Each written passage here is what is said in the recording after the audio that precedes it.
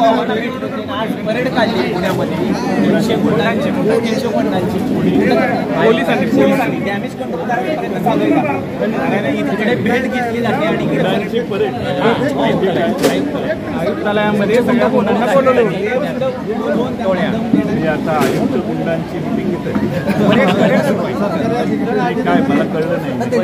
ओळख परेड त्यांना काय इन्स्ट्रक्शन असतील पोलिसांचा रेग्युलर भाग आहे. त्यांचे गुंडांना बोलवले भेट घेतली जाते वर्षावर किंवा पुण्यामध्ये पोलिसांनी गुंडांना एकत्र बोलवलं असेल म्हणतात की ओळख परेड आहे का माहिती आहे. हा निवडणुकीची तयारी आहे, हा दुसरा भाग आहे. त्यामुळं आता नक्की कशासाठी बोलवले जरा चौकशी करतो. वर्षावर कशाला बोलवलं वर्षावर गुंडांना बोलवलं आम्ही चांगला उमेदवार वर्षावर गुंडांना प्रवेश मिळतो पण सामान्य नागरिकांना प्रवेश मिळत नाही असं चित्र सध्या पाहायला मिळतं.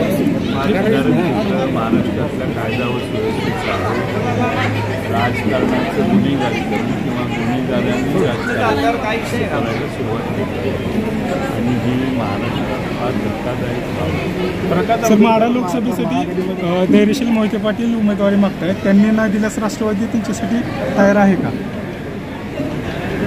आमचे उमेदवार आहेत. राष्ट्रवादीचे लोक दुसरीकडे नाही मिळाल्यावर आमच्याकडं यायला लागली तर तेवढी कमकुवत अजून शरद पवार साहेबांची राष्ट्रवादी झालेली नाही. राष्ट्रवादीच्या गोटातून बोललं जातं की धैर्यशील मोहिते पाटील आले तर आम्ही त्यांचा विचार करू. कोण म्हणतात? आपले कार्यकर्ते बोलतात. हा कार्यकर्ते बोलत असेल ते मला माहिती नाही, पण मी पक्षाचा अध्यक्ष मी नाही.